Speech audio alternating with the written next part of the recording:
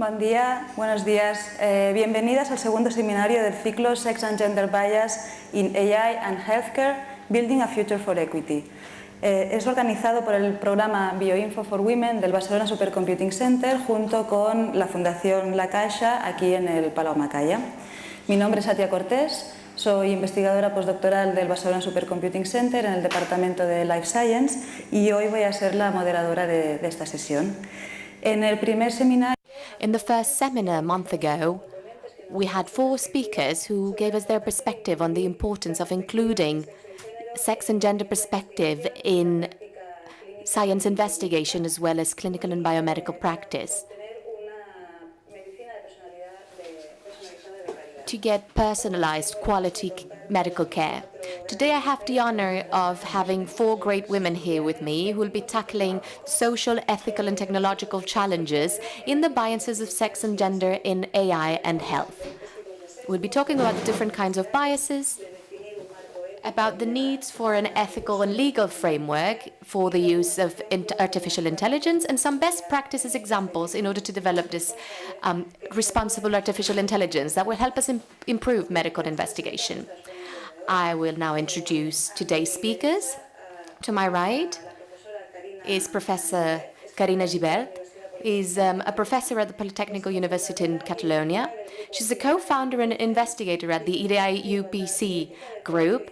She's the Associate Dean in the College of Computer Science, founder of the Coin Foundation, and the founder of Women in a Cap for the Catalan Association of Artificial Intelligence. She's also the co-ambassador of Women in Data Sciences at Stanford University, as well as an investigator in different areas concerning artificial intelligence, feminism, and science. Itziar de Lecuona is an associate professor at the medical school at University of Barcelona, as well as an adjunct director at the Bioethics and Law Observatory. And she's also has a seat at the UNESCO Chair in Bioethics and also works for the Ministry of Science and Innovation. Her main line of investigation is concerned with the legal social aspects of biotechnology in medicine, as well as the use of emerging technologies in the health area. Via Zoom, already online, is Professor Alison Gardner. She's a data science professor at Keele University and also a professor, director of the program Data Science degree, and also a founder of Women in AI. Her investigation concerns with algorithmic biases in computation. She works with different British and international standards concerning with artificial intelligence and algorithmic systems. She's also part of the International Committee in the United Kingdom for the British Standard of Artificial Intelligence. Finally, Dr. Gardner is the CEO of AI Aware. And here in the middle, we have Professor Paula Petrone, who is the professor at IS Global, where she directs the team of biomedical data. She's also founder of the startup Phenobite Life, concerned with innovation and technology in the health area. She has a degree, a doctorate at Stanford University, and has been working with data sciences, including the discovery of new drugs, medical imaging, and early detection of diseases. So thank you, the 4 of you, for being with us today. We'll start with listening to your presentations, and afterwards we'll have a roundtable with the 4 of you, and we'll finally open up the floor in case the audience has any questions they might like to ask. So in the order where I introduce you, Carina, you have the floor. Thank you so much. It's a pleasure to be here today with you. Thank you very much, Atia, for organizing this seminar and the whole cycle and for having me. Before we start, I just give you a little spoiler. We're talking about gender bias and gender perspective and that kind of thing. I'm a computer engineer. Our college is not an engineering college. In its inception, it is a college in computer engineering, precisely because it wanted to incorporate this gender perspective. So today I'm going to be sharing some thoughts that I have considered around this subject on the impact and the challenges of these gender and sex biases in artificial intelligence and health in particular, And I'm just going to give you some context to start with and, share this personal idea of where I think these biases are more concentrated. I'll be very brief because we don't really have a lot of time. And I'm assuming everyone in the audience is aware of what artificial intelligence is, but just in case, this is born in 1956 at the Dartmouth Summer School, organized by McCarthy, together with the creme de la creme of the time. Were the most relevant people who started this discipline. And in the summer school, the challenge was to spend 2 months thinking about whether it was true that aspects that require human intelligence could be specified so precisely that a machine might be able to simulate, to execute them. So this is where this whole endeavor, where we're all diving in, was born. So over the past few years, this has boomed in a rather significant way, and we find a rather desiring growth even at the industrial level, not just at the research level. And practically every state is concerned with how to organize this matter. So we have a European strategy which is really recent. It was published in 2020. We had this white paper on AI by the European Commission, which fosters this idea of people-centered AI, very respectful of human rights, and with a rather conservative vision in comparison to what other countries such as China and the United States are doing. Towards the end of last year, the Spanish strategy for AI is born, also with this people-centered vision, and I'm not going to concern myself with talking about strategies today. And February 2020, Catalonia was also one of the first territories in Spain, and one of the few stateless territories to have a public government strategy on AI. And it also keeps with this people-centered AI. In all these contexts, there is a concern, or we can subsume a concern over ethical aspects. And I would like to underline a couple of things that are important. I'm not going to go into ethics definitions, but ethic does define what values and counter-values are. It defines this value scales that sort of organize what we do or what we don't do, and what is has a good consideration or a bad standing. And it is always a social consensus.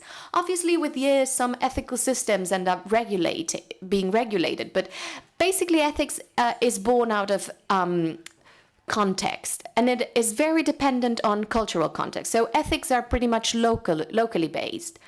So when Europe, for instance, tries to standardize an ethical framework for artificial intelligence, it has had to work with ethics of consensus, because Spanish ethics is not Swedish ethics. So we always find ourselves at this trade-off between what is ethical at the local level and what can be agreed upon with larger, broader territories, which appeals to more generic principles. Another principle that I deeply believe in is that technology is neutral on the offset, but what may or may not be ethical is the way it is employed or implemented, or the way it becomes inserted into any given context. And that is where we, as human beings, can make decisions throughout the entire chain of values, from how this IA is created to how it is consumed at the other end. Catalonia has always been a pioneer in the ethics field. In 2017, we have a declaration on IA, which is already calling attention to these ethical problems. Europe makes its recommendation in April 2018, and they set this people-centered model based on 8 axes, which is concerned with things, for instance, this is AI application to respect human rights and privacy, and for them to be transparent, etc., etc. Some of these axes come into conflict with each other, so we need to find the middle ground, and it is important to keep them in mind from the very conception of the AI application, for them to be able to be respected from the design. And among them, we find this concern with preventing bias, to have a non-discriminatory AI. And obviously, one of the biases has to do with sex and gender. So before I start, I'd just like to give you a preview, which has to do not so much with AI, but rather with the representation of knowledge in its purest form. We find now ourselves in an argument on whether we need to register sex and gender in people, so sex being the biological objective, we're men and women since we're born. This is not something you can change. There's a tiny percentage of people who are in a third sex, sort of intersex, hermaphrodite, and they're never represented into any database, but these people exist. I personally know 2 of them. And then finally, we have this perception-based feeling on the personal feeling, which is what we call gender, where we find masculine, feminine, this non-binary that seems to be becoming standardized in databases. And this starts an argument. What do we need to ask when we, for instance, make a census of a population, or when a patient arrives to the hospital and we want to discharge or register them? And I believe there's no room for an argument, and my position is very strong in this. We may not give up any of these options because they're both ambiguous, and they will never allow us to make a database analysis that is correct enough. Is that right? And let me explain. It is very important to know a patient's biological sex because some diseases are directly linked to a person's biological sex. We cannot predict on how the population, the incidence of prostate cancer is going to progress in our population if we don't know the sex of people.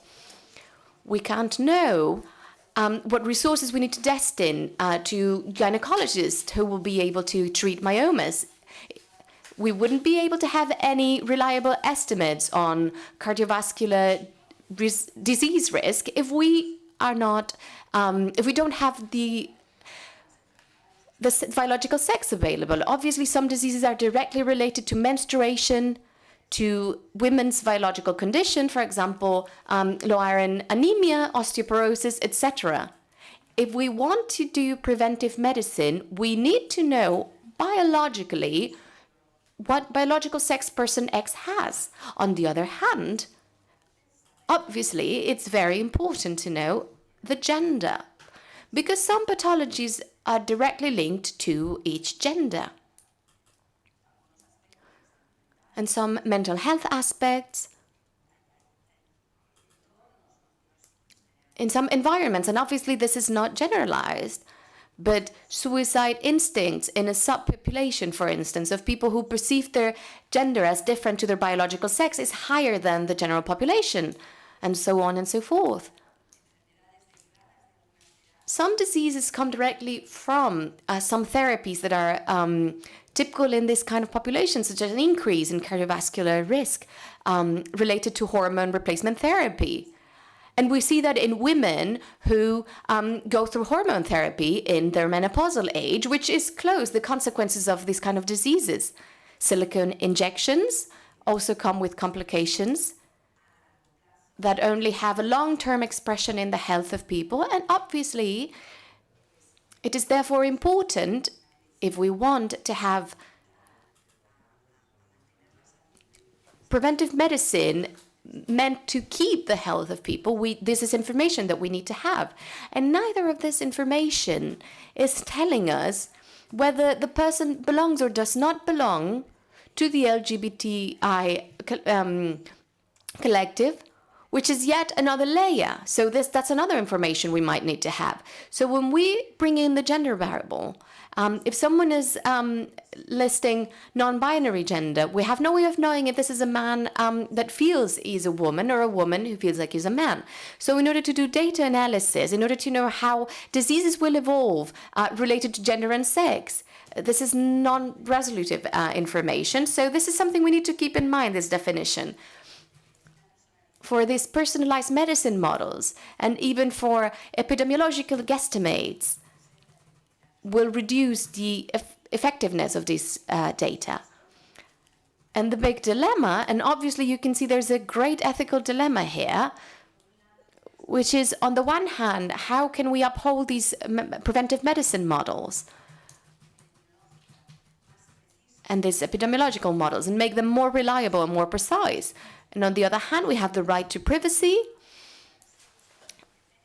the right to one's own gender identity, and the right to privacy to each individual. And that's a dilemma we have on the table. So that's on the one hand.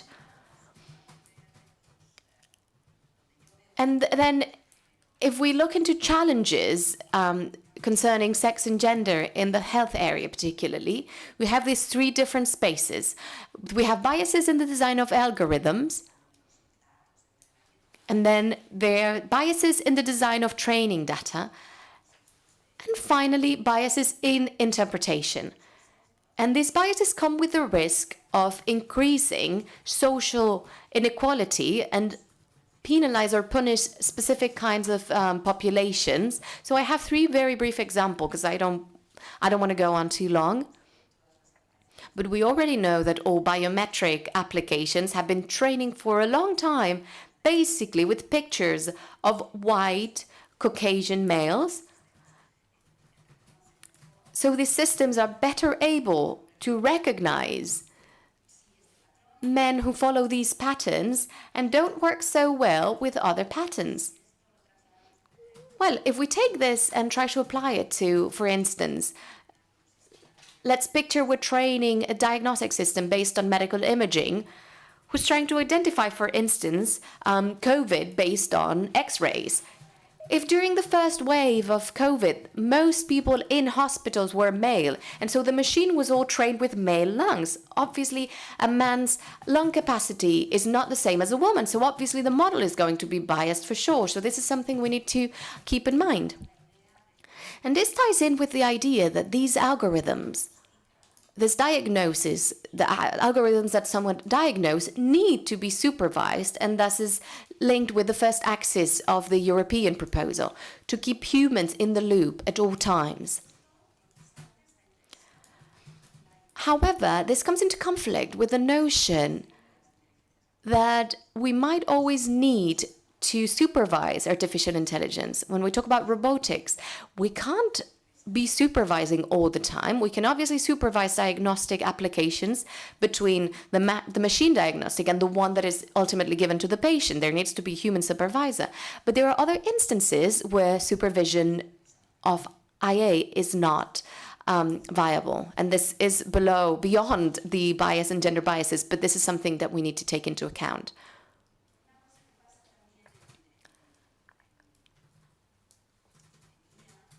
Something else we see in IA is that the algorithm's very design sometimes magnifies biases. Let's picture we have an algorithm that prioritizes who prioritizes triage in an emergency room. And this is a classical application that works with historical data. So let's picture a disease that more women suffer than men. So the system what's going to do is that the most serious cases require most expensive treatment and have a higher mortality rate. And therefore, if the algorithm isn't well designed, we might have a ruling efficiency criterion which might find that these more serious cases are the least successful. So the algorithm might prioritize the most successful ones, which are the people suffering from less serious disease. So suddenly we have this waiting room where the most serious cases will be left behind and is going to be treating the less serious diseases first. So we'd basically be leaving the most serious cases die in emergency rooms. This is a very clear paradigmatic case on how algorithm design, where if you switch criteria, we might get rid of this bias. Obviously, if we keep in mind that women tend to go later to the emergency room, later than men, which is an innate tendency that we have, obviously this will impact the gender bias. Okay, what else? Another issue that we're facing is that since there's such a dearth in feminine talent in the teams that create or that design artificial intelligence, the diversity in teams is rather low. So these designs do share a more homogeneous look. And what we're losing is this ability to see things from a different perspective and consider other things that women need that men don't. And there's a very silly example that I always use, which is not directly related to IA, but car design, the way the wheel is set up, it makes everyone drive with their legs spread. And I wonder what would have happened if, when cars were first being designed towards the middle of the 20th century, you'd had women in design teams. Cars would probably not look like that, because this is not a position that women find ourselves particularly comfortable in. And I think this is a good example of this consequence of a lack of female talent in professional teams that ultimately generate in artificial intelligence applications. We see the same with these floors. If a woman wants to wear heels, she's going to probably break a leg. If you're a woman in charge of urban design, you probably consider things like this. And in the video game world, and there was this there was an application that had to do with the rehabilitation of patients with neurological damage, such as Guttman Hospital. The Guttman Institute has a very well-known one, and I collaborated with them for a long time. It's very important to have both men and women designing the characters in these kind of video games, because otherwise we'll see things like this, with a female character answers to stereotypes that do not equal the design of male characters. This is what I'll call the design inherent masculine bias. And it will only be solved through the incorporation of other outlooks, not just female, but maybe people with sensory divergence, people who are hearing impaired or vision impaired. So we might design different interfaces to use these artificial intelligences. Finally, biases in interpretation. This is an age-old problem, has not necessarily to do with IA. It's just the lurking variables, which is a very well-known phenomenon in statistics, which has to do with the Simpson's paradox, and which has to do with the confusion of effects. Let's picture something. There's a belief, as there has been for a long time, that obstructive lung disease was mostly a male occurrence, but that's actually not the case. The main cause of EPOC is smoking. What was true for a very long time is that smokers were mostly men. So if we don't take this into account, what we'll find is that we'll start thinking that men need to be looked at more closely to keep them from developing this disease and do prevention against it, where actually what you should be following smokers, whether they're men and women, and there's an inherent gender bias in that. Because if you forget about women, you'll detect the disease later and they'll have a much worse prognosis. And obviously, this is a problem of a confusion of the correlation of data with causality and these hidden variables. And this is a very well-known interpretation problem. At INSE's COVID project, which is a program to detect social vulnerabilities in the face of COVID-19, we encountered a similar situation when it comes to social vulnerability. We had much less women who'd gone into temporary occupation regulation experience. So it could allow us to make a superficial interpretation where it's like, oh, women are being less affected by the crisis. And that's a lie. What was happening is that most of the women participating in our studies about vulnerable populations were in highly precarized occupations. They didn't even have a contract. So how could be placed on, how could they be furloughed? So obviously, this is the same kind of issue we're facing.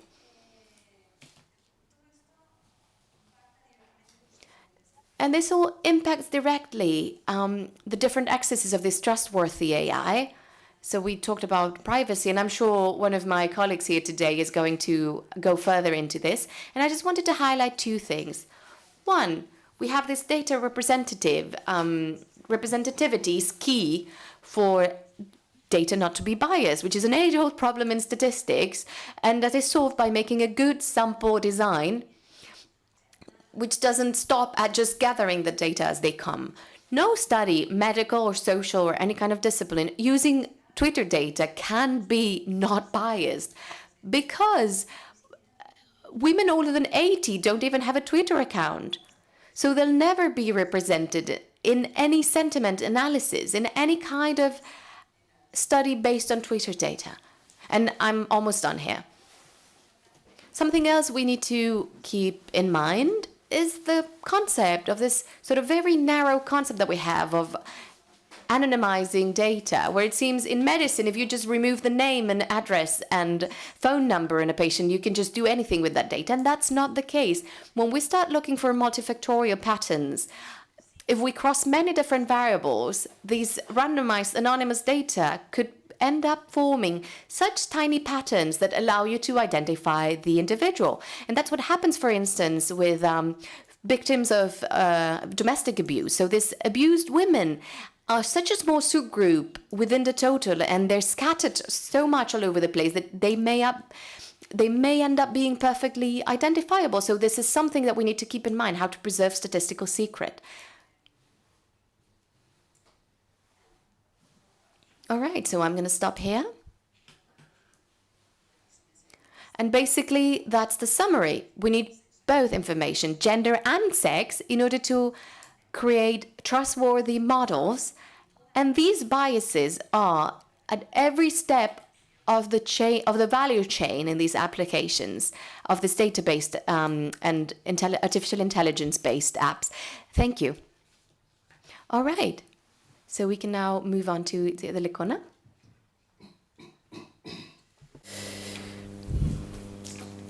Muchas gracias. Thank you very much indeed. Good morning. It's such a pleasure to be here. I'd like to thank the organizers and for having invited me. I've worked with them in the past, and I hope to be able to do so, to keep on doing so in the future. Let me introduce myself again. And I'm going to just jump over all of the things that have already been mentioned. You will see that I agree with her, and that will enrich the discussion. I'm going to talk about the philosophy of law. I am a professor of the Faculty of Medicine and Social Sciences, and I've been working for 20 years in this field, in the field of biomedical research, especially with regards to the analysis of research and innovation processes, to actually talk about ethical and bioethical issues and its social impact. And today's event is very important because, as you know, we are going towards responsible innovation research, especially in the field of medicine and new technologies, which forces us to focus on the patient, on the user, which will force us, if it's not doing so already, to having an open code, open source, especially in terms of gender equality and issues related to scientific education. This is a cross-sectional issue, and it should be actually taken into account. Within this framework, towards this responsible innovation research, and focusing on gender issues and other related topics in the field of biomedical research, I'm going to make a contribution that's theoretical and practical at the same time. Given my cumulative experience in my job, I've developed a consulting activity that focuses on the research products analysis that is interdisciplinary before this starts. All of these innovation processes in which AI and big data and the convergence of these technologies is applied in a routine fashion. It's not an issue that we're anticipating, but it is already happening, and this has to be borne in mind. Okay, I'm going to identify a number of principles that will allow us, they have been identified, but they will allow us to make headway in the creation of a theoretical framework that will be useful for the digital society in which we live, which has absolutely nothing to do with issues that are necessary. It has nothing to do with the analog society in which we built up our knowledge, and most of the people who are leading this process have been actually trained in the analog world. the ethical patterns and also the issue of digital literacy. So we will connect these principles with a number of rights that will be affected when we develop a website or a solution, so that it includes all of this theoretical framework. You will see it as a bias probably, but I'm going to refer to the pattern because nothing has to do, no, the European AI pattern with other contexts. We have discussed this. We can't have something that's necessary if there are universal principles to aspire to have an AI that's universal at all times. Then what I will also do is to get into a crucial issue. It's not that everything is yet to be done. It's not that we do not have rules and regulations to be used as a framework which may fall given this hurdle, because there are rule responses, but it's hard to understand the digital paradigm in which we're living. It's hard for us to understand what this change actually means. And I'm going to highlight a number of technical aspects that condition the discussion and they condition the ethical response. If we do not understand the problems we're facing, and this has been just said, if we keep on saying that data are anonymous when in fact they are not, and when people are identifiable in any process and context, given the enormous amount of data that we give voluntarily or involuntarily, I mean, we can't guarantee, and it is not right to guarantee any data. Imagine processes that are related to genetic disorders. I mean, that has been explained very well with examples. So my goal is to contribute with ideas and knowledge in order to build up a solid and consistent discussion based on the analysis of technical problems to make headway in the ethical response, the legal response, and of course, without forgetting the social impact aspect of it. But I'm going to bring forth a critical perspective, and I haven't got the time, and we have the Q&A and the discussion, and I've brought a PowerPoint presentation, and in order to keep the time that has been allotted to me. We are at a time in which there is a trend to accumulating data. Groups of data that also change the focus, they change the analysis, they force us to look at them from a different perspective, and then the threat involved by the algorithmic discrimination from the point of view of society, not only for individuals, but also for groups and for democracy itself. We have seen this clearly with the analytics and other examples that are purely medical and that affect us all. So this critical gaze is interesting to me.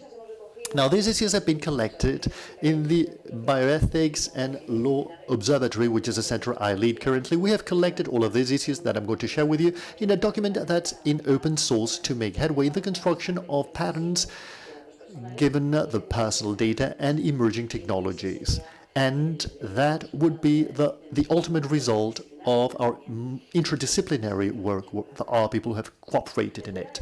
So I'm going to give you examples from the pandemic. I think it's important to see how the pandemic has really brought to the surface what was happening for a number of years. AI started in 2000, but right before the pandemic, the European Commissioner Claire said she presented her digital strategy and her AI strategy before 19th of February 2020. The pandemic, well, made us concentrate on other issues because in addition to critical gaze, we have to think about the excessive dependency on American technological companies, the lack of European infrastructures, and if we do not solve that, we will be always dependent and with a different philosophy. I'm not saying it's going to be bad, but it's not adequate. And of course, this economy of attention in which we're all immersed and we all contribute. We are all responsible for what we have. And it's not only the technological companies, but also the common citizen is empowered to know what he or she is exposed to. So we see, for example, that in the biomedical issue, and this is what we've been analyzing in the last few times, we analyze hackathons, which are, well, there is an algorithm that gives us scientific data from, very important researchers, well, to find out whether we will have cancer or not. But when we ask ethical questions in research, we do not talk about AI systems that could predict this through these behavioral patterns and to allow us to make decisions. This is not an isolated issue. It's a decided European. It's a political, scientific, and economic decision. it's part of the 2020 agenda. People who are leading very competitive research projects. And what does Europe want? Europe wants a single digital market to identify conflicts in which personalized medicine and health systems have to be more efficient. And the proactive aging is a priority. And proactive aging is associated to what has been previously said. We're monitoring people at home with sensors, which is highly invasive, with patents and under control, so that the system is sustainable. Because if not, Europe will not have enough money, to say it in plain words, to actually be at the spearhead of these situations. This is biomedical, this is that we have intelligent cities, etc., etc. But I'm going to focus on people through the protection of personal data, and this is what I defend: the protection of personal data nowadays by all of the operators who are working. And for sure, a lot of them will not see anybody. They will not have a patient in front. They will use databases, and they have a responsibility for these people, because the responsibility is in the protection of these data. And we see how this has changed. There are vaccines developed, and we have also the development of medicines and drugs. We are making headway in basic science knowledge, but we see what do pharmaceutical companies? They actually have agreements with genetic companies that apply all of the systems. They have full databases, and they are reaching agreements to be able to use this data to develop drugs.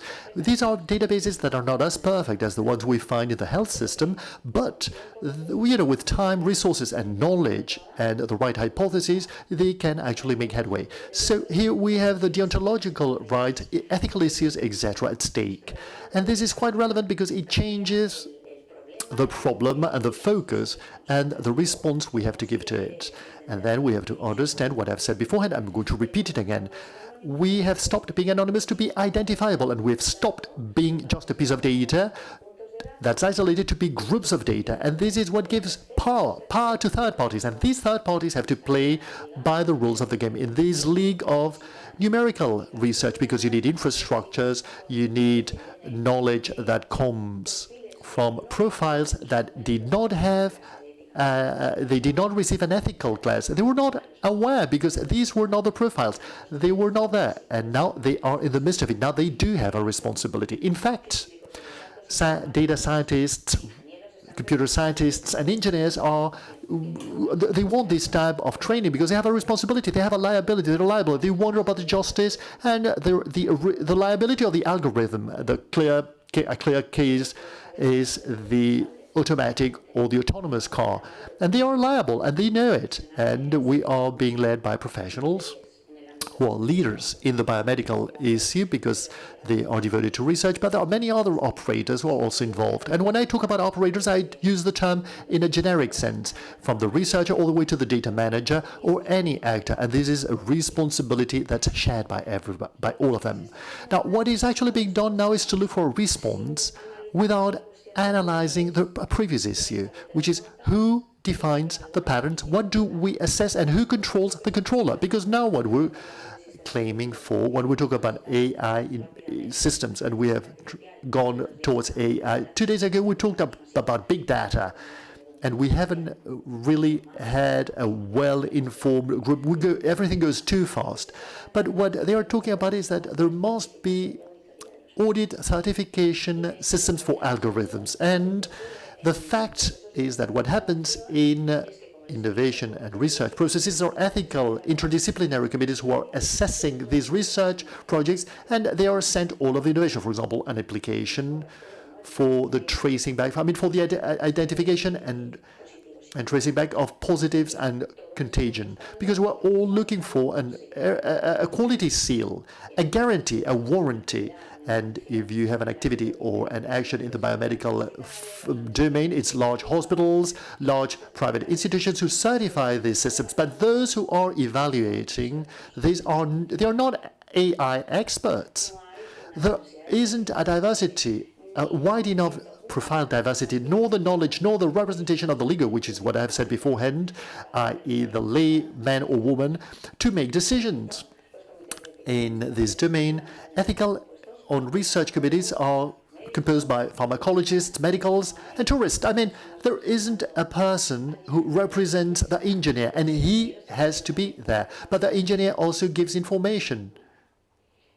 So, and this is something we need to solve, and it cannot be done based on just decrees and laws. We need to have digital literacy and education, because digital literacy is a more generic issue for the citizen to know what are the asymmetries and what power games he or she is facing, who has my data, and which decision will be taken on my behalf, because I can be subject to a covered discrimination that I'll know about. If a third party, I mean, they always talk about banks or insurance companies. In the digital world, if we do not know what data they have, it's a situation we can't control. A patient will never question all of the things we're questioning here, because it's a fully asymmetrical relationship, of course. So this issue is also quite a relevant one. So I'm worried, I'm concerned by the fact that the technological solution, I mean, that technology by itself will be better than the human decision. The ROM-home, the digital ROM-home, and all of this digital feudalism we're facing has not been analyzed adequately to find this technical solution. And we have to find it in the ethical response. AI, as of today, is not that clever. Well, and it will give us some time, fortunately, to improve the ethical perspective about it. And what I said beforehand, in this context, those who are AI experts, what they say is that we need, in order to avoid these biases, which do exist in reality, first, we need to analyze the data previously. We have to clean up the data, quality data, but that's why everybody wants to get into this. And in Catalonia, we have a significant bet. We have one of the reference values under quality conditions. I mean, this is gold, but for a company's profit, but there are interests we need to identify as well. And that's why I also say that we are at a turning point that if we do not take control and we do not know what we're facing, in fact, we are promoting data markets that are presented as research markets. What we saw in the 20th century and what we thought was research, now it also includes other issues, which are the ones I'm mentioning here. That gold, that oil, which with the gender, your birth date and your zip code, we are, well, just game in a very high percentage. In the biomedical domain, we can't stop it. We can't refrain from having this data, but we also, we go back to a basic point. I mean, research, there is less research being made on women than on men. And this is a fact, and this has to be known. So how can't there be a bias in the algorithmic context as well? The example of Cambridge Analytica is something I've analyzed because it links up with our times. And as Gherardi says, what we need to do is to face the challenge of regulating technology, these technologies, these emerging and converging technologies. At the end of the day, we're getting into the dignity and the control of people's lives. And that's what has been said beforehand. That's how it is being done. The last part of my presentation, in the time that has been allotted to me for this presentation, I'm going to focus on the algorithmic discrimination, not only related to the gender bias, but for other reasons. And in order to contribute a number of solutions, I'm going to give this more critical vision.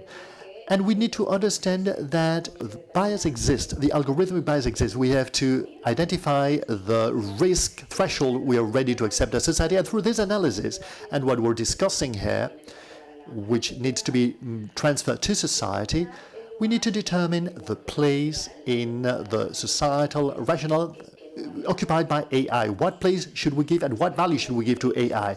And for this, there are already responses. And these are, well, regulatory responses, like, for example, the general rules and regulations on data protection. Since 2016, well, it was stopped until 2018 because we need to adjust a number of issues with regards to Big T, and since then it is hard for us to land on it.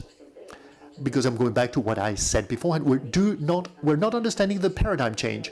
For example, the impact assessment about data which is compulsory with regards to health, or when you apply technologies, emerging technologies, and their convergence, and we are not ready to doing so. So on the one hand, we have a super production of laws, regulations, and rules, and on the other hand, the lack of a specific regulation which is being done already in Europe to regulate AI. But this creates a full paralysis because we have no time to process the information nor to see how these procedures, which allow us to guarantee these principles and these rights of trustable, trustworthy AI, robots, representative, which is what now Europe is working on, well, we can't make any headway. So on the other hand, we have the challenge that AI, to say so in simple terms, and I apologize for that, I'm going to be very straightforward because I'm not an expert on this issue, but there are a number of black boxes that do not allow us to have an explanation of the processes, which doesn't mean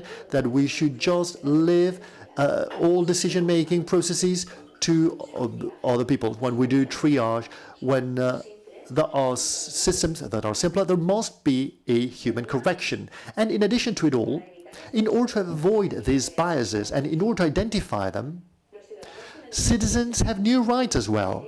We have the right to complain against automatic decision-making processes. And here we have the right that to be told how the algorithm has been programmed, what's the rationale and the reasoning behind it, and what is the decision they reach. But you need to explain that, well, that gap of knowledge, even if the result actually is beneficial, or it may not. And here we will understand better, because you can't face this. You need digital literacy, because you can't face this without any knowledge. But these are new rights. Like, for example, when human-assisted reproduction was discussed and what was the legal framework containing it.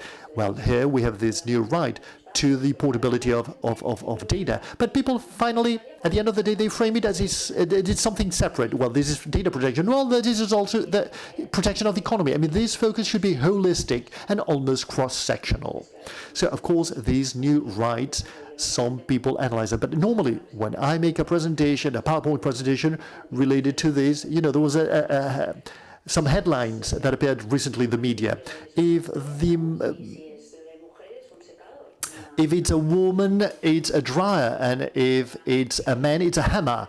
You know, that's what the AI system said, or George Bethos, who had to withdraw his algorithm for automated selection processes because he would never choose a woman. You explained it very, very well. Now, the Council of Europe, to end, since 2016, has prepared a number of patterns. You know that the European Council is an international organization that represents geographically Europe, and it is concerned about the protection of democracy, the state of, the state of law, etc. And it has developed a number of conventions and agreements, which is also related to data protection in this context, and a lot of legal issues that I'm not going to explain, but also it has developed a number of patterns that are very useful as a complement to this. In 2016 and 2017, it already published a number of patterns to guide operators and the legislative power and the political power in order to regulate the big data world, as it calls it, and recently anything related to AI.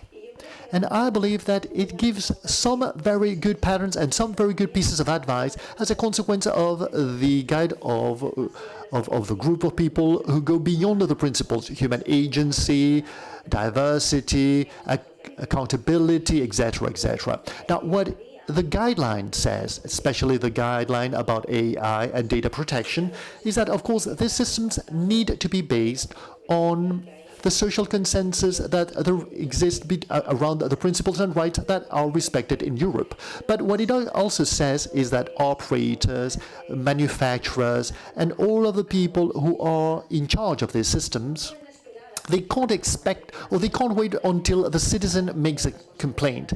They cannot transfer all of the responsibility to have a well-informed citizen that knows all about it, but they themselves have to be a previous analysis and a filtering of all of these issues. The quality of the data, before the development of the intervention, follow-up systems and monitoring systems to establish what they call at the European Council, and I believe this is a concept that we should also use, what they call algorithmic surveillance.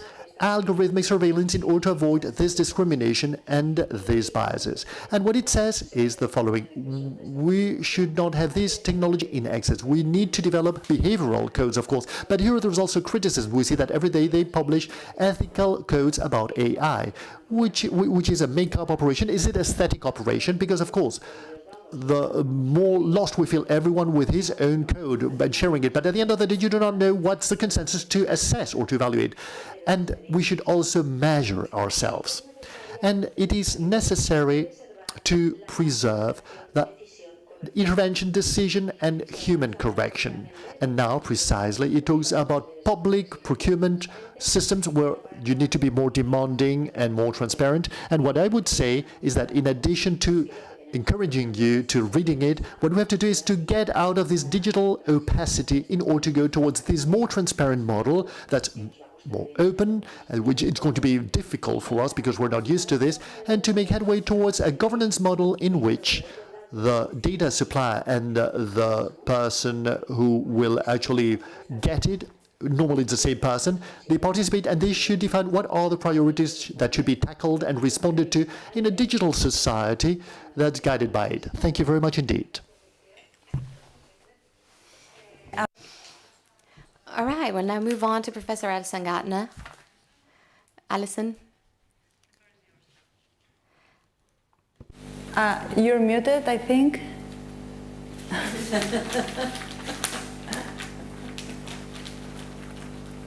I had to mute because my dogs keep barking because the winter cleaner just arrived, which is just typical timing. So they're locked far away from me now. I am going to share my screen, so which means that I might disappear and you might just be able to see the PowerPoint presentation. So I apologise for that. So if you just bear with me 2 moments while I do this. We all know, we've all gone through this with COVID and lockdown. It's quite nice to see an event that's got live people at it. So, okay.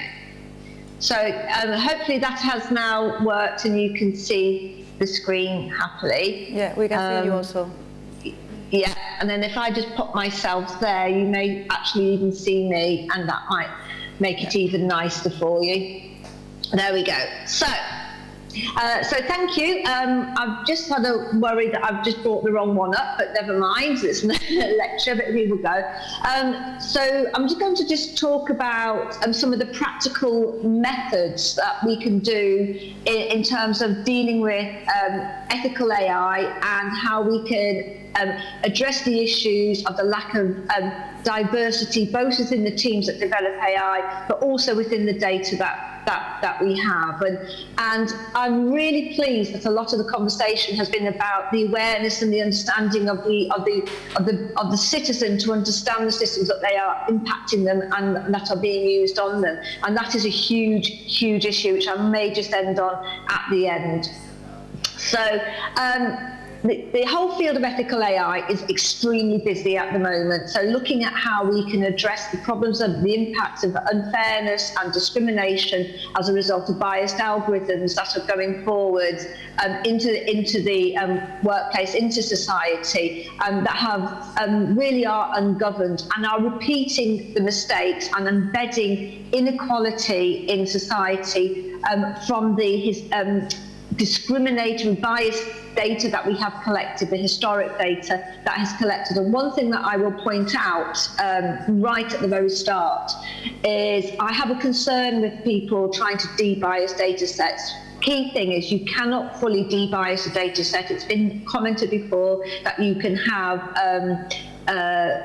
combination of other variables that can allow for identification. You have proxy features that even if you remove certain protected characteristics from your data set, they will still stand in for that. And also if you remove those protected characteristics from your data set, you then can't test for bias afterwards. So I don't approve of that.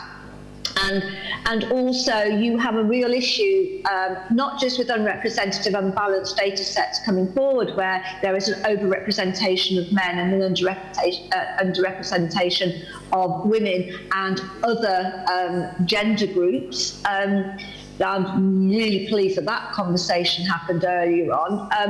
it's that you also have data of feature emission. So you have bias in the types of feature that you have, because we only collect data that we have thought to ask the questions for, that we thought to collect. And when you are dealing with, structural societal discrimination against women, we've only collected data that's really relevant to men. And heart attack data is a classic example when we look at the symptomology and the causes of heart attack. And we have these data sets. Many systems are being developed using these standard data sets for heart attacks, but they are following sort of the male pattern of cardiac failure. But we know that women have very, very different symptomology, very different causes sometimes, and there's a whole slew of features that are missing. So even if you balance your data set in terms of representation of women and men within that data set, you can still have a bias system in terms of feature emission. And you can also, and here's a thought going forward, I haven't seen this mentioned much actually, even if you manage to develop an AI system that had been fully mitigated for any bias, and you can confidently sell that as an unbiased algorithm, that has been implemented. That's a neutral system being implemented in an arena that has got structural discrimination based upon it. So I would argue that by aiming for neutrality or equality rather than equity in your systems, you aren't still addressing any of the wider issues of bias. So it's a little bit of a complex argument, but I think you'll understand what I mean, I hope. Anyway, back on track. So all around the sort of the arena, we are having a whole load of actions and initiatives around ethical AI. How can we practically make sure we address this issue of unfairness and biased AI systems and their impact? And I will focus on women because we are 50% of the population. So we do have frameworks. We have standards developing. We have something called algorithmic impact assessments, which is increasing in terminology and usage. We have AI audits now, which is the current fashion going forward. Certification will follow all of these systems, and regulation is hard to do, and it is lagging behind still all of these systems. And within the UK, there is actually a resistance to very specific AI regulation. The argument is that there is plenty of other regulation already out there that we can use, like equality and law and human rights and so on and so forth, and that it has to be sector specific, and it covers for that, whereas it's very welcoming that the EU are looking at the whole arena of AI specifically. But that sort of still lags behind, and I'll touch on all of these very quickly because we're short of time. So 2 weeks ago, the EU released as one of the first, it isn't actually the first, there's some other AI regulations that have been attempted elsewhere, such as in New York, which was so watered down that it became meaningless, which is a shame for transparency in AI. But this regulatory framework, the proposal of AI has been put out there for consultation, and they followed a really interesting approach looking at a risk assessment of AI and how they would categorise it, including unacceptable risk and actually outright banning, particularly of remote biometric surveillance mechanisms, and then the high risk, limited risk and minimal risk, and the actual procedures and the processes that you have to go to govern those systems and have them deployable vary depending on the risk assessment that you do. So, and this risk assessment is becoming a very big deal now. It seems to be the way that we're going along in trying to govern the process of developing ethical AI. So that is quite an interesting approach. It's under consultation. It will take a few years to do. But we do have GDPR, of course. There are about 85, we've been talking about ethical AI principles, which was very welcome to do. And of course, we need to be very careful when we talk about ethics. Some of these, pointed out that, the ethical sort of framework for Finland may be different to Spain, maybe different to the UK, maybe different to Ghana, maybe different to India, and so on and so forth. So we need to think about the ethics and the ethical framework in which we do it. And many of them have a Western white male, let's be really honest, philosophical perspective. Some are actually global, so IEEEs and the EU commissions are quite good with that. But we have about 85 of them now, and this is some research done by the Berkman Klein Center at Harvard, and they did a deep dive into 36 of the better known ones. And did a thematic analysis of it. And what they found was various themes such as privacy, accountability, safety and security, transparency and explainability, which is the most popular, human control of technology, professional responsibility and promotion of human values. But they do have fairness and non-discrimination mentioned there, and it's listed as non-discrimination and prevention of bias, fairness, inclusiveness in design, inclusiveness in impact, and representative and high quality data and equality.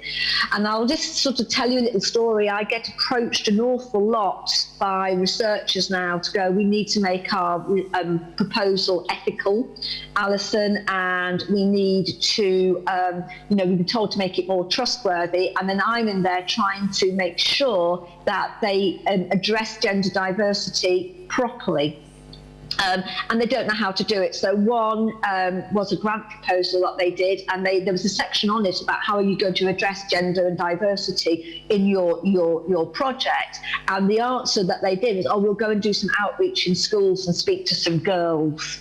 And it's that sort of ethics washing tick box approach, and they just genuinely wanted to do it properly, but this all male development group did not understand. And I said, no, you're meant to look at your development team. What is the team that's actually involved? How diverse is that? And of course, it wasn't diverse. You need to look at your mechanisms. So if, for example, you are labeling the data because you're doing supervised learning, what methodologies are you doing for that labeling process, and what quality assurance are you putting in there? So an example would be, if you are, and I did an AI audit, a bias audit on a system where they were categorizing, it was facial recognition, and they were categorizing people by the skin color, so into 6 categories, from dark to very, very white, and also other categories such as whether they have heavy makeup, light makeup, or no makeup. Now consider as somebody, and they had human labelers. Now consider the processes you put in there and the quality control. If you have a white male labeler, and they're the only person doing that labeling, how is their perspective on how they would label a female with very dark skin with makeup on, as opposed to a very pale white skinned female with heavy makeup on? How is their perspective, and would that change from that of a black female labeler, and so on? So this is the right down to the operational procedures that we have to employ when we are trying to develop ethical systems. We've all had a really good outline of why it's so important to do it. The impact of producing biased algorithms can actually, in the healthcare system, result in, and I'm not exaggerating, it can result in death of a patient if it is biased and things are missed. So particularly with female patients, and if you're doing a diagnostic algorithm, these are high risk. And they are quite interesting in that the EU regulatory proposals, they don't term any healthcare systems as it's not specified in healthcare as to whether it's high risk. And I would argue that healthcare systems, when they have direct impacts on a person, should be classified as high risk algorithms. So you need to think, it's not just about the high-end sort of approaches, oh yes, we need to be gender diverse in our team and think about algorithmic bias. It's the hard work of actually now delivering that in a meaningful way in the operational procedures that we develop. And another story that I will tell you is I sit on a number of grant review panels for AI proposals within the health sector, and the UKRI in UK, obviously a research institute, spent over £1 billion last year on AI projects. And so some of these projects were going in, and I was reading all of these grant proposals. Very few dealt with gender diversity, very few dealt with algorithmic bias, very few touched on explainability or transparency. Unfortunately, they did use participatory design, because we have quite strong in the healthcare industry about patient and public involvement and engagement. So this participatory design approach was very much involved, but again, not addressing the gender diversity issue, and it was quite hard. And there's bias even in what gets funded, because one person said, oh, this, and it was a really good application by a female researcher, and the answer was, oh, well, there isn't a senior academic there involved. I'm worried about her skills, you know, and the skills and the experience and the ability of this team to deliver this product. And I had to sort of step up and say, well, you know, what you're saying, because of the problems that we have within AI and the lack of diversity within the development teams, that if we have to have a senior academic for us to be able to agree to do a grant proposal, you're basically saying we need an old white male professor to be sure that this is an experienced team able to deliver, in which case, if you don't have that, you can't get funded.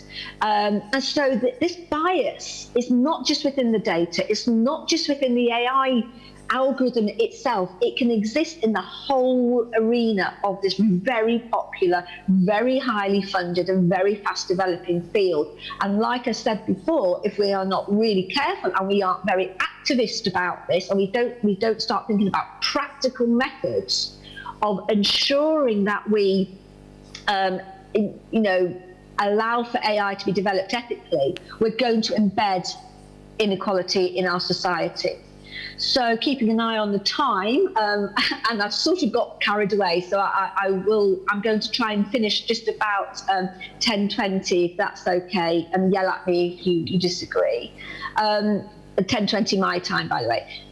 Diversity, this is another one. So this is the ethical AI principles and frameworks from the EU and the AltAI assessment list for trustworthy AI, which I think is very good. And again, they have these 7 criteria, one of which is diversity, non-discrimination and fairness, and the avoidance of unfair bias, accessibility and universal design, and stakeholder participation. Because again, an argument that developers will make, especially startups, is, well, we're only small and it's all male, and how are we going to get the women in? And says, well, you can create ethics boards, you can create stakeholder engagement groups and bring them in, but they have to be involved in the project and not somebody you just go speak to and come in. And it has to be right from the identification of the business use case, because another bias that we have is that when we have all male viewpoints and business systems and people coming up with ideas, if they're all male, they'll come up with male-centric ideas, and we lose all of those female-specific use cases that we could start developing for, because we don't have those users, those developers, those women participants in right at the very beginning to think about how things could be developed, which is why you get stupid stuff like Fitbits designed for women because they put on a little rose gold band, but yet they don't monitor for the menstrual cycle. And so that was held up. So they've now put the menstrual cycle, but of course they've termed it fertility, because obviously menstrual cycle must mean about having babies, whereas from a woman's perspective, the menstrual cycle is about maybe not having babies. And of course, I am a 54-year-old woman. Oh no, I'm 55. My birthday was 2 days ago. Oh. I'm a 55-year-old woman who has been through the menopause. It was horrible, and yet I still don't see a lack of work on that one. So you miss these use cases.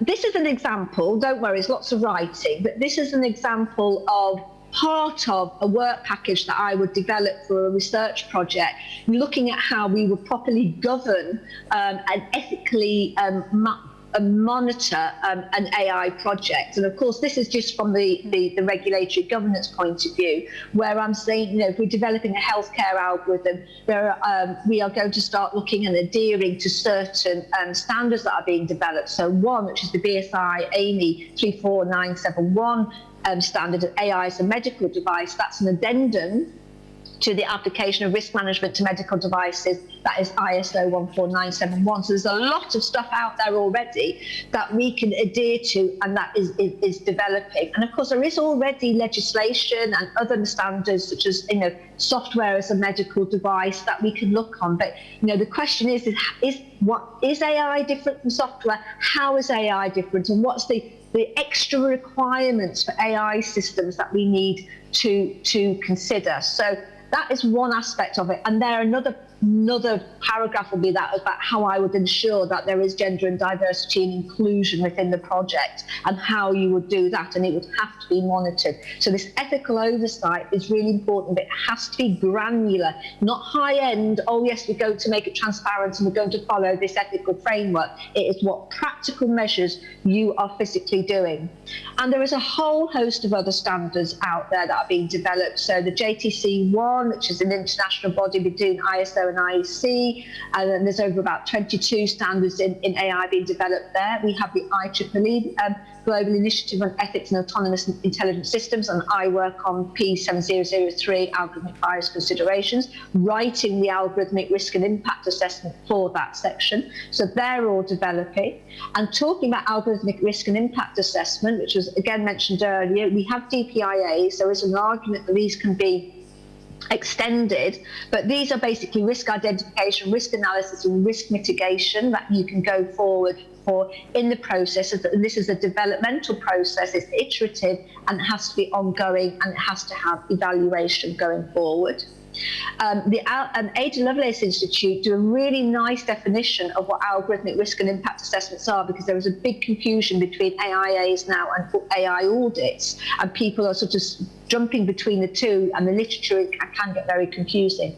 So I do recommend their black box report, which identifies algorithmic risk and impact assessments as one that is assessing possible societal impacts on algorithmic systems for the systems in use. So the framework you would have for your AIA would address gender and diversity, inclusiveness of the team, identification of bias, and so on and so forth. But again, practical measures, and then an impact evaluation. So post-deployment, seeing whether what is the ongoing impact, and these need to be repeated every time the use case drifts along. I will ignore that one. So I would always say that these algorithmic impact assessments should be completed iteratively, involve all stakeholders, conducted by the diverse project team, provide an auditable trail of documentation, and we would love it to be public, or a public version of it. Audits, Ada Lovelace define it as a bias audit, a target non-comprehensive approach focusing on assessing algorithmic systems for bias, including the development of and the stakeholder engagement of, I would argue. And then, of course, a regulatory inspection, which is compliance to regulation, compliance to standards going forward. There are mechanisms now to how to practically do that. So Raji et al., or Timnit Gebru's team that were of Google, have come up with addressing the accountability gap and an end-to-end framework for internal algorithmic audit. But of course, there needs to be external auditing going forward to ensure adherence to all of these processes. And they have quite a nice design there of how you're doing, what AI principles you're using, your use case ethics review, social impact assessment, audit checklists, ethical risk analysis chart is in there as well, and so on and so forth. So there are models coming out for practical management of projects. So rather than, we are going from the sort of why should we look at ethical AI to actually how can we now do it. One issue that we do have, and again going back to previous speakers, the passion about the AI awareness of the public and their ability to know that they are actually subject to algorithmic systems and that they can be biased is a real concern. And their actual right to challenge, as defined in the GDPR, for example, cannot happen unless they know that they are impacted by such a system, which is why transparency is such an important impact. And when you're impacting on the majority of the vulnerable groups, they are the people less likely to be AI aware and informed, and less likely to know how to go forward and actually demand redress. And so there is still a huge issue of managing that field of the entire field of AI governance. So we do need to be AI aware. So thank you to everybody who mentioned that one. But we now need to think about, we have lots of ethical principles. We have lots of, regulation is now coming. The standards are coming. We now need to think about how we can practically deal with it. And again, addressing with gender and diversity, I will close, having overrun slightly, with the fact that in computer science, where all of the other sciences and subjects such as law, for example, as well, are increasing their gender diversity, for example, in the intake of students into universities. In the world of computer science, we're actually going backwards. We're still going backwards because there is active pushback on women that's not addressed, and maybe in the conversation later on, if we have time, I'll explain some more about that personal experience and how discrimination and bias really impacts in the field of computer science still. Thank you. Thank you, Alison, for your time. So now we're going, vamos a la última presentación con Paula Petrone. All right, let's move on to the last presentation with Paula Petrone. So take it away.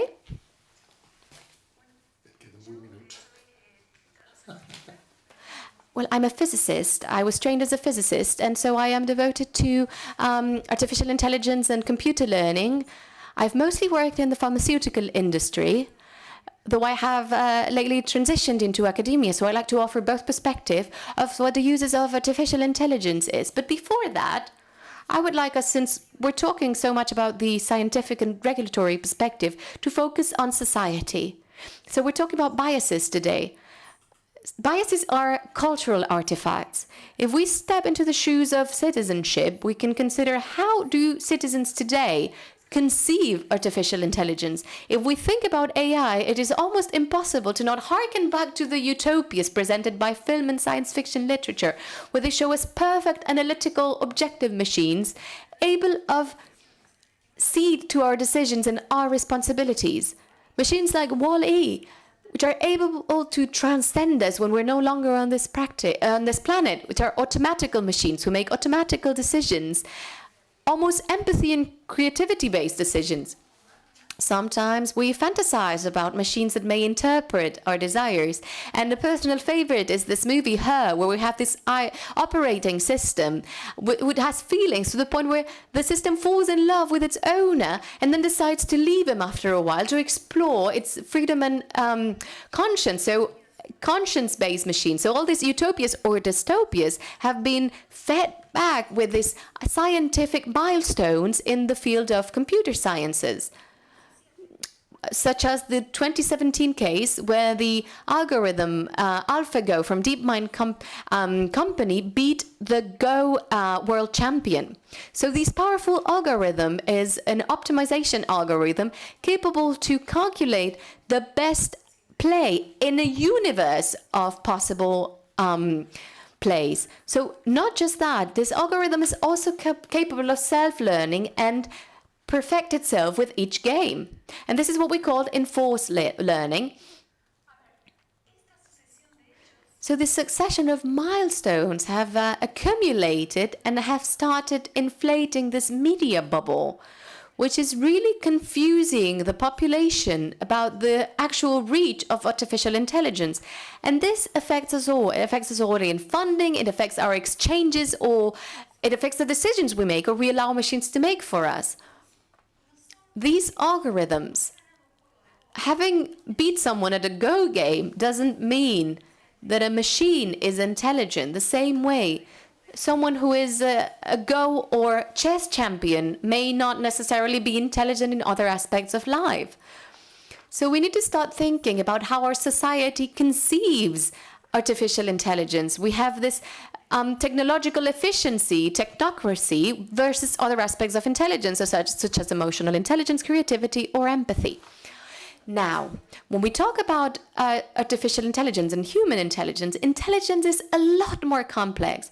And one of the factors, one of the attributes of human intelligence is precisely its generality, its ability to respond not just to one problem, but to many and simultaneously. Besides, intelligence also implies to break established rules and to create. Today, no matter what the media tells us, or what films tells us, or what conspiracy theories tells us, intelligent computers, in the broad sense of the word, do not exist. And that's something very important because we may not concede our decision-making ability to these computer systems. What we do have, which is really powerful, is what in computer sciences is called narrow artificial intelligence, which means that we have algorithms or software that is capable of solving one task at the same time, one specific, well-defined task. These algorithms, as we define them today, feed on data. This data is fed into a model, which is basically a mathematical function. And what it does, or what it calculates the probability of success of one fact. And what these algorithms do is to produce predictions that are translated into actions. And they're successful in many accounts. For instance, marketing, image identification, self-driving vehicles, automatic translation. Over the last 5 years, they're starting to be validated, and not completely, in the field of medicine. However, far from being automatized, these processes are 100% humanized, as my colleagues were saying. There are humans involved in every aspect of artificial intelligence, from data acquisition and data control and integration and the decision of which data to use, to the formulation of the question which the algorithms will give an answer to. Then there's the developer, male or female, that tells the algorithm which variables to incorporate and which variables are not prioritized in the model. Then we have analysts that interpret these decisions, and ultimately we have the people making the decisions.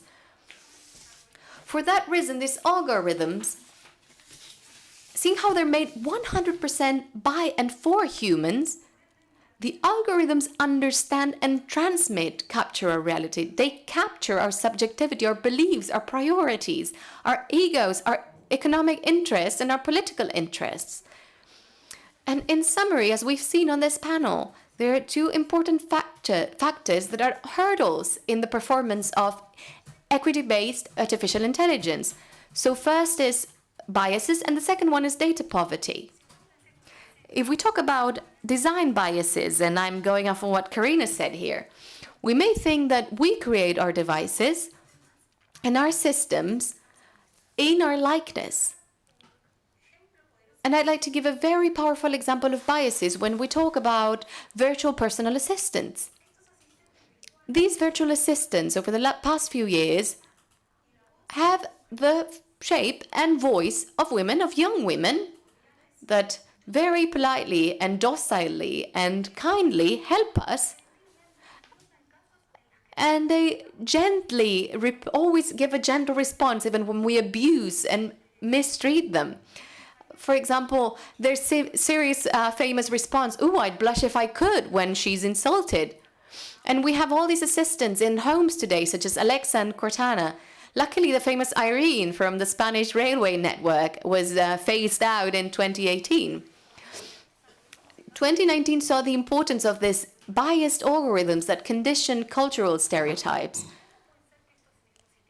If we take into account, how is it possible that these biased devices exist?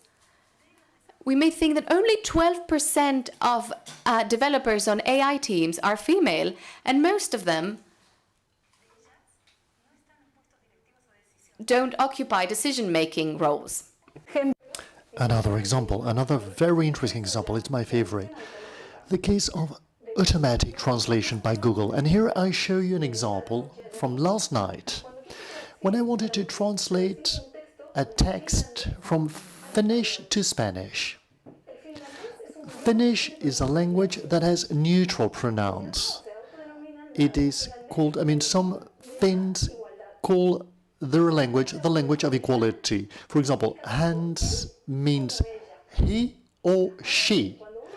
Now, when you introduce a text in Finnish and you translate it into Spanish, they choose pronouns that are more related to the context and cultural cliches. For example, he drives a car, she dances, she does the laundry, the boss talks to his secretary, the nurse a female nurse treats patients, and the president is always a man. Now, this is not surprising.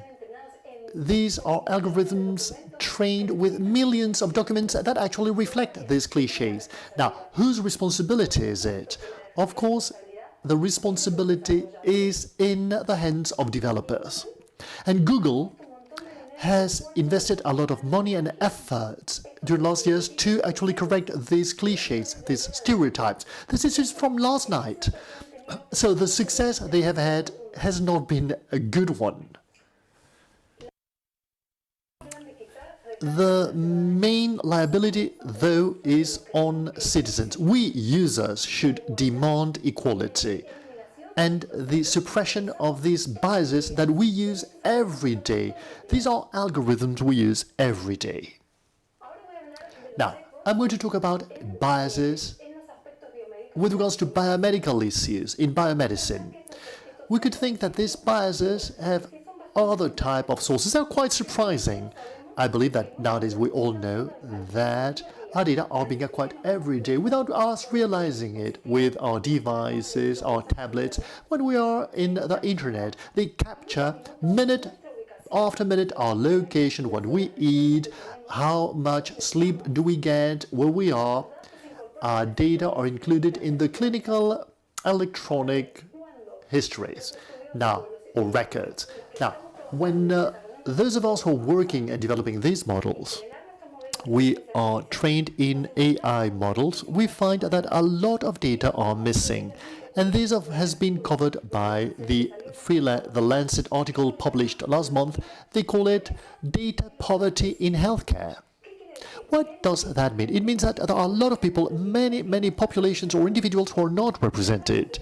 We already talked about this. My panel colleagues have talked about this. But for example, there are some algorithms applied to dermatology to detect skin cancer that works better in white skins than in dark skins, because the biopsy images is not enough, it does not have enough representation of dark skins. We talk about sex and gender. Karina already mentioned it. It's very important to be able to notice this sort of variables. It's not the same thing to predict depression in a woman than in a man, and we know that these variables are not binary. The socio-economic status, not all people have the same access to digital devices or to health. These people are less represented in data or some geographic representation. There are some countries that have not yet digitized their health systems, and there are some variables that are ignored due to taboos, cultural taboos. An example is puberty age, both in men and in women. These data are normally missing, and they are vital for biomedical studies.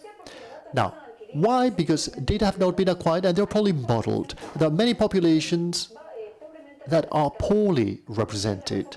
They are underrepresented. And this is a reason why it has an unequal representation and performance in different population strata. Now, what concerns me, and this is what concerns my colleagues, I believe, too, is the deregulated implementation of AI, where the human being is not involved, or it concedes, it gives priority to the algorithms. Today's data are a snapshot of the present and of the close past. If we feed these algorithms with pegged data, the decisions they will be making will be affected by this. If we model a present that's unequal, in the future, we will not all benefit equally from it. Now, I would like to sound pessimistic. In fact, I'm a rather optimistic person, and I believe that AI has a lot of applications and an enormous potential, especially in the biomedical area. A physician has 20 minutes to care for a patient, and there are many things that are missing, but technology can help them.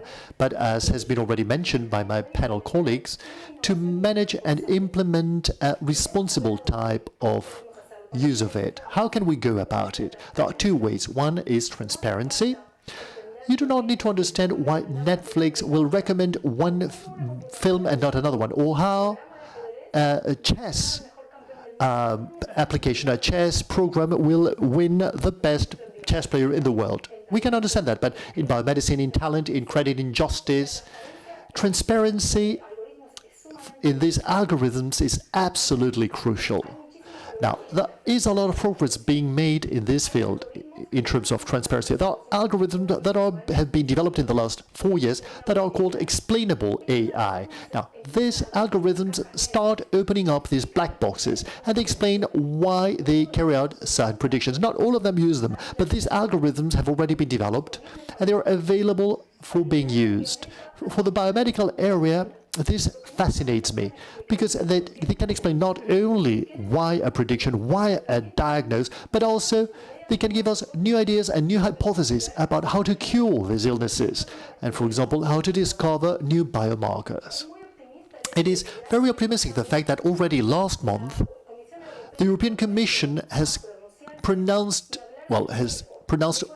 itself already again, and it has talked about the risk in AI, and it has made a regulatory proposal for countries. AI with this proposal can be determined as high risk, medium risk, and low risk, but there is never zero risk. The following point, as my colleagues have already mentioned, is recruiting and funding of diverse AI teams, especially when we talk about gender. It is very important to include women, but not only in STEP areas, but in any other discipline. And how do we include or how do we recruit female talent? A part or a way of doing it, which is quite specific, is to use inclusive language during the interviews and when you publish jobs. We oftentimes do not think about this, but it's so important. Women feel attracted when certain words are used in ads. For example, words that talk about passion, learning, responsibility, communication, words that talk about creativity, motivation, commitment, diversity. Women do not respond well when there are some gender-coded terms, when there are too many requirements, because we feel we're not able. Hopefully, this attitude will change in due time, and for that we need to train girls, well, starting by making them believe or to be self-confident so that they can really attain anything they want. But in the society as it is today, this is not the case. We feel oftentimes that we do not deserve what we have, and we need to attract this female talent, and for that we need to reduce the amount of requirements and to focus on the learning opportunities. I'd like to encourage the whole community to take this advice on board, and you will see a change in teams. 2 years ago I needed to recruit a team, and it resulted that 100% of the participants were men, until somebody told me, you should revisit your job ad. And I followed this content, this piece of advice, and this has given very good results. But we do have good news. When there is regulation and diversity, there is even progress. In the last few years, we have new apps that focus on women's health. In 2018, Fitting, the company, decided to introduce to its smartwatch data a monitoring of the menstruation. And based on this, in the last few years, there are many startups led by mixed teams, led by women and mixed teams. For example, our WIM, which is a monitoring of fertility and a fertility predictor. There are also applications that manage menopause. They detect cancer, cervix cancer and others, and breast cancer as well. Now, you do not need, I believe, to think or dream with these future utopias in which machines will decide on our behalf. It is easier. It is much more practical to focus on a present that's realistic and tangible. And that's why we do not talk about AI anymore. We're starting to talk about augmented intelligence. This is the human intelligence that is augmented, enriched by these digital technologies, which allow us to make better decisions, well-informed decisions, that are adjusted for everybody. Thank you for having given me the opportunity to share with you my thoughts. Thank you. Thank you, Paula. Fine. So, well, thank you very much indeed to the four of you for these very, very interesting presentations, each one of you with your own perspective. You have completed the main topic, and with some very common concerns amongst all of you. We have talked about, in addition to defining the different types of biases and how they can affect the development of technology and its impact on society, you have all talked about liability and responsibility in terms of innovation, the responsibility of people who are part of any process of design, development of AI, or new technologies, or any other new technology. Given that we have very little time left for Q&A, I had thought about a number of questions for each one of you, but what I'm going to do rather is to leave, I'm going to ask the questions and you can answer, any one of you can answer them, and if there is discussion generated, it's going to be perfect. And maybe you can answer a few things. So, on the one hand, Karina has mentioned at the beginning of her presentation, and I believe it would be very good to know your opinion about whether you believe that the use of AI nowadays in the health sector, which is what we're focusing on, could end up creating risks to magnify these inequalities created due to the biases, new discriminations, or exactly the opposite. Do you think it's going to offer opportunities to be able to combat that? So, for example, Karina, would you like to respond? Yes. Well, to be honest, this is a big question mark. The way I see it, right now, we are we're talking about a discipline that's quite old. And there is only a little iceberg tip that's actually being seen, the black boxes, the database, the big data and the algorithms. But what I say is that to start, and I believe that to integrate an emerging technology in an ecosystem, which is what our society is all about, is an exercise of responsibility that involves all actors. Everybody has to play his or her own role here. In the same way, somebody doesn't know anything about pharmacy, but if he or she knows, if you use an aspirin, you should not have a coffee. And this is, it is the person's own responsibility and the pharmaceuticals company's own responsibility. You cannot put into the market something that kills you. It's the same here. AI professionals have to make a responsibility exercise. And on the other hand, citizens do have the responsibility to acquire all of the knowledge needed to be able to decide, to make a well-informed decision, to know how you want to relate yourself with the AI that surrounds you. Something else is that there are other AIs that exist, institutional AI, where you have no choice. And here it is, the thinking process is more institutional based. But in the consumption world, you as a responsible consumer, and in academia, we're doing a significant work to trying to disseminate and to create this AI culture. In the same way, which button you need to press to make the dishwasher work. Well, you have to do the same with AI. This has come here to stay. It will never leave. And in fact, there is a lot of AI. We have a lot at home, and we have them on our wrists for 1 year, always. And so we can't withdraw from this issue. That's one point. The second point is, okay, let me link up with something very interesting that Itziar said beforehand. These are new rights.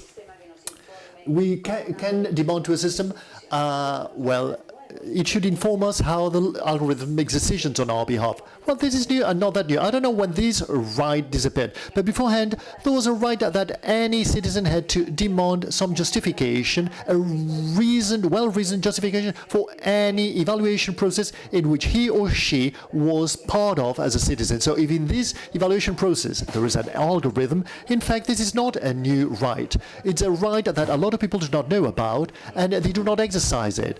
But I mean, now it has this more technological shape about it. But this is a right we all have as citizens. We should be explained, we should be told when they tell us to go here or there what reason lies behind that decision.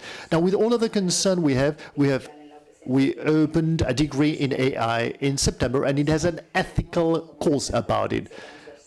It's not really cross-sectional, but it's subject matter that's as important as mathematics, because we believe that this is an issue that requires that the professional part in our sector should be aware about all of this. But in the field of biases that we're focusing on, I think that biases, in fact, they are not the outcome of a poor application or a bad exercise. No.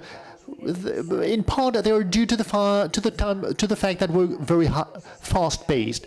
The lead time to market makes us to place in the market things that had not been tested out sufficiently beforehand. And when Microsoft created an international standard, I mean, I can launch an operational system that has loops into it, and nothing happens. That has had implications in all of the software developed after that. And in fact, biases, in part, is a result of that. But with regards to AI, there is an area that's not as well known, which is called knowledge engineering. And amongst other things, they work not only in the field of acquiring information, but they work on something else that to me is crucial, the implicit knowledge of human beings. And it is here, it is where the person who designs makes a decision and he or she does not realize the consequences of the decision, not because it's a bad decision, because oftentimes there are a number of implicit outcomes that he or she has not thought out enough. And it is here when we eat up data in AI without realizing, it's not that we're not surveillant, but we do not realize that a specific decision is reducing the representativeness of these data. For example, now with COVID-19, one day, at the beginning of the pandemic, and the health ministress said so, we have changed the protocol. After tomorrow, COVID-19 patients will be locked down. This is a decision that from a health point of view makes every sense in the world. But it does have a terrible implicit consequence for all of the people who have worked in the pandemic modeling. These locked down patients have not had a PCR. They are not part of the figures. We have not counted them ever, right? So this, which is an implicit decision, if you have a knowledge engineering, he could warn you. I mean, this decision that is being made, you may make it, but you must know that we will not be able to have good pandemic predictive models after today, unless you include, I don't know what else. And then we realized that people were looking for the number of people infected in undertakers' premises, and they did not know whether the person had died out of cancer or COVID, but you could label it, and all of these things play a big role. So you need to have a double-fold exercise of responsibility, and we do it well, and this requires some time for development. The artificial intelligence can help us, solve many inequality problems that we have nowadays, and they can help us solve them. If we do it badly, they will increase. AI will increase inequality. Before giving you the floor, could you show us Alison on screen, because she's part of this Q&A session as well? Yes, very quickly. in order to reach the discussion. When you have talked about the continuity principle, I agree. We learn from this and from what experts tell us. But then we have access to data in transparent conditions. And then the decisions that are made in the real world, they do have an explanation. And the decision has to be based on scientific evidence. So you have to take into account it's a big cocktail. It's a big mixture. It is an opportunity. It depends. It depends on us to make the decision. But it's a shared social responsibility. You do not make a decision autonomously. It depends on who you have in front, what explanations he or she gives you, etc., etc. It's not that the right has appeared and disappeared. No, rights are subject to being revisited and changed and amended. The right is, a right is not an isolated thing. But if we create rights to respond to technology, as has always been the case, if they are not implemented, because neither the systems do so, nor the operators are educated and aware and trained to allow for the conditions of exercising the right, then we have identifiable rights and wonderful texts. But you have said so very well. If we do it well, we're already doing it. It's not that we've been called summoned here to see which decision we will make in a couple of years' time because we have enough time. No, you have explained it. As Global, we at the University of Barcelona, the study of his clinical record and the study of physicians' handwritings which are unintelligible. What I mean is, okay, it has always been a challenge, but I believe that we're excessively influenced by market dynamics. The market dynamics to be profitable. Well, we have to stop that. This speed, which also has an influence, but this is this is classical for the genre. For AI and for genetics. But I loved what Paula said, and I've always thought AI. The very name artificial intelligence is not well. Is not well created. The words we use are very important as well, and this could help us. But of course, citizens at large have to actually take. They have to take the power. Would you like to add anything? Are there any questions from the audience?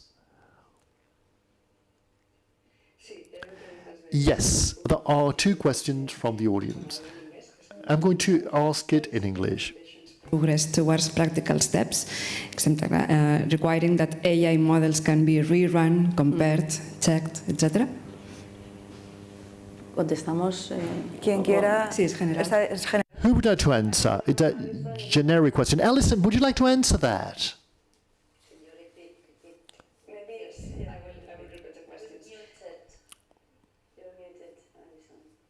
Alison, you're muted. We can't hear you. We can't hear you. Practical steps, like requiring that AI models can be rerun, compared, checked, etc. You can't hear? You can hear, but you can't speak. Oh my God. Mientras la regla podemos ir avanzando. No está bien. Ahora.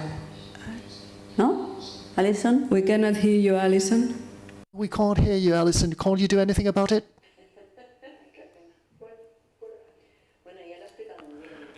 Well, I do not agree about this. Okay, the data are not shared. So, oftentimes, a lot of things are funded based on projects that are focused on a very reduced amount of data. First, there is no access to validation about these data because they do not share them. Secondly, they do not share the models. And thirdly, they carry out some marketing strategies of a technology that we do not know whether it's real or whether it's in work in progress. To me, this is quite scary. But what we need to do is, to make these algorithms to be validated in a compulsory way. Well, But what you're saying about data access is the point we need to work out. These are sensitive data, and therefore we have not solved the problem of super inclusion. I mean, as long as we do not solve that, we'll have a problem. We're talking about company data. For example, if a company creates a product an AI product based on data, and for trade secret they do not share it, and they do not publicize an algorithm. But that algorithm has never been validated, and there is no way to validate it. And in many consulting projects, I have had to validate a technology. There is no way of assessing it to know whether it's an accurate algorithm or not. Well, I believe that here we have another discussion, to be honest. Another discussion that is related to the business model linked to AI implications. I mean, nowadays, I'm not saying whether it's good or bad. I'm just going to describe the facts. Nowadays, nobody thinks of asking Moderna to open their vaccine molecule. No. And yet, it has a direct effect on people's lives. Now, I believe that here we need to think. I mean, one thing is that we believe that in order to be able to launch an AI product to the market, we have to go through an audit with qualified people who come and internally revise and say, well, they certify, etc., etc. This is compliant, and we should not launch something that will be writing, in Google, or somebody who downloads it and uses it without knowing anything about it. I mean, we need to control what's being launched to the market so that it truly complies with the requirements. And something altogether different is that we have to think that companies that need to live out of building up software for AI need to tell us the algorithms, their industrial secrets, etc., etc. So, I believe that we need to think in depth about this and to think about where we are, because the software industry already has some problems. Apps are for free. Which architect will give you an urban planning map or plan for free?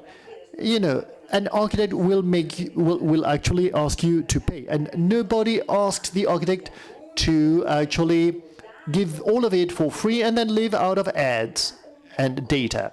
So we have come into this problem on our own, because if a software generating company, okay, if you have to give the software for free, the company needs to invent things in order to be able to get enough income to keep its company. So if you can't sell the software, what do?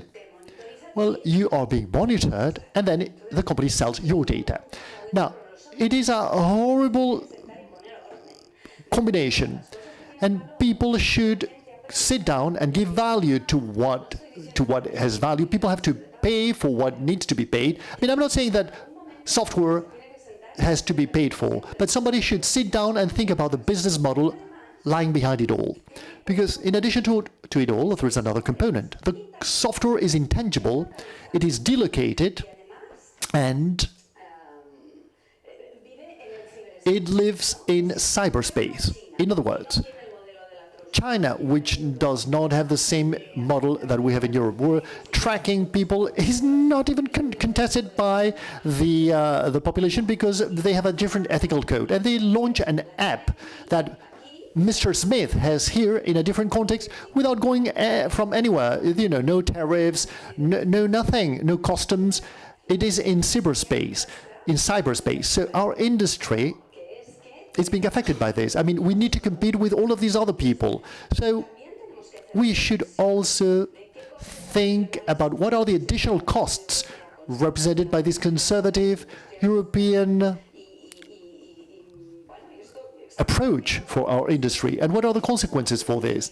And with this, I insist, I'm not saying that, I'm not positioning myself, I'm just describing a problem that to me is just gigantic. It is related to the feasibility of the European industry, and of course it has an impact on citizens And if we are not careful, it will have an impact in ways that are not desirable, but this has other variables that should be questioned and to place it in a global context, because the software industry is not like the toy industry that, our ministry says, okay, I've withdrawn all of the toys from our shops. No, this has to be part of the equation as well.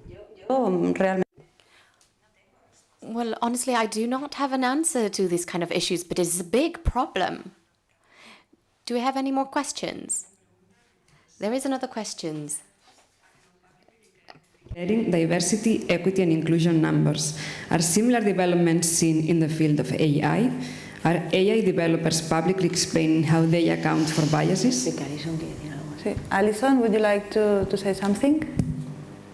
Yes, can you hear me? Okay, so again, sound is a little bit difficult. So how companies could detect biases, was that the question? How they include diversity, I think it was?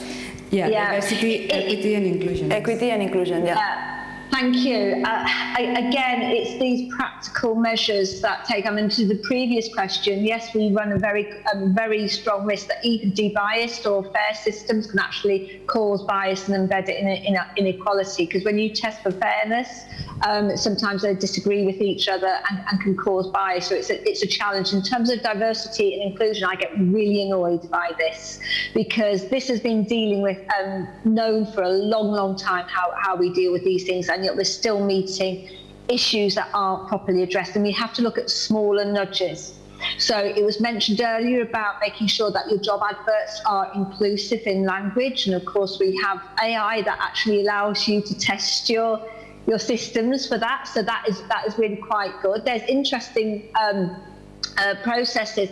I still see it a lot where it is known that when you advertise for a job, if you do not quote the salary, women are less likely to apply for that position. So these are small operational nudges that need to be taken in place. But in terms of how in AI and technology, I think it has to be hard coded into how you govern a process. I really think that if you have not got a diverse team, or you have mitigated for a non-diverse development team by having stakeholder engagement, you do not get the funding. You do not get the stamp or for ethical adherence to that this is trustworthy AI, because it has not been developed with with a wide diverse perspective on it, and it doesn't get bought and it doesn't get deployed. And I just think we need to be a little bit hardcore. And one thing that I would really like to do, because we've been dealing with this now for decades in the field of computer science, and we've tried every initiative going to try and deal with the lack of diversity within computer science, and specifically within AI, is to flip the question. Stop asking why women aren't coming into AI. Why are they leaving AI? 45% of women in the technology industry leave in the first year, citing, for example, the hacker culture and the testosterone level of culture that is produced. So we need to flip the question, and we need to say, instead of why don't we have enough women and how can we include them, we need to say, well, why do we have too many men, and how can we redress that balance, and what can they do about it? And we've got to turn it on the head. And every time I say that in a conference, all of the hands get folded back, and you can see the bristling of the men. But the onus is on them. This used to be, machine learning used to be considered a machine-grade position that was predominantly women. And it was only when it became a value-driven and high-value career path that women got pushed out by active operational processes and recruitment processes, and defining the very language of AI, which is why we have toolboxes rather than sewing boxes, and we have penetration testing, and we have termination, and all of this adversarial approach, testing. It's all of this language. It's really embedded in the subject, and we need to go hardcore, and we need to drill down and start changing it and start taking it back, because we won't deal with the problem of diversity and inclusiveness in AI and computer science, because we've been trying now since the early decades of the last century. So flip the question. embed it in the monitoring and governance processes of AI for trustworthy AI, so that there is a profit incentive involved with it, that they need to make it embedded in that one, and they will have to do it, and it has to be meaningful. And it's no good, by the way, having a woman participant in the group who is doing the ethics and the governance. They need to be the developers as well. I'll stop there. Thank you. Brilliant. I don't know if we have time for... No sé si... Ok, hay alguna pregunta más del público. Dice, Right, we have another question from the audience. Do we need any sort of special protection for genomic data that identify one specific individual? I think that one's for me, right? Yeah. Well, yes, obviously, this data is already protected. These are special categories. And they also include biometric data. And the answer is yes, of course. And also the world that we're laying bare here, where data is being released intensively, we need to keep into account that some data are properly protected and not within reach of just about anybody, and that's how it needs to remain. Everyone has our data, but some data no one can access, and those are mostly health data. And whoever wants to export them and access them obviously needs to have the proper credentials and needs to know where to ask for them, because obviously they can't just be released anyway. So the answer is yes, and the protection is guaranteed. I don't know, I have time for one very last question. And this was a general question to all of you, given what has been going on for the past year with the pandemic. So my question is, what do you believe? Well, I'm going to ask it in English, and then Alison can follow along. The accelerated digital transformation of health systems prompted by the COVID-19 pandemic is exposing society to risks of an irresponsible use of artificial intelligence. Yes, I'll very quickly jump in there, and then this is the problem. You have the dual use problem with technology in AI, where you can use AI systems for very good reasons. They seem to be very, helpful and very useful, but there is a dual use of it, that particularly when you change regulation to allow them, that would allow for surveillance and for imbalanced development. And so you do have to be very, very careful and very, very critical of AI systems or any technology that is deployed, and you need to consider the dual use problem. So one example would be not necessarily COVID related, but in helping refugees and managing refugees' journeys and their rights. And you can develop AI systems to allow for that, but it does also mean that they can be tracked and monitored where they're going forward, and that reduces their civil liberties. So what can be offered as a helpful device can also be treated as something very concerning. And the Singapore tracker device did that with foreign workers, and there was an added functionality to that actually put different rights and controls on them compared to the ordinary citizen, which is wrong. Mm-hmm. Thank you. No sé si queréis añadir. I think maybe we can switch also to the positive side of COVID that has really powered these new technologies, especially in the area of telemedicine. We now understand we don't need to go to the doctor for every reason. There are a lot of appointments that can be done online, and this also is applied to pediatrics and for women's health.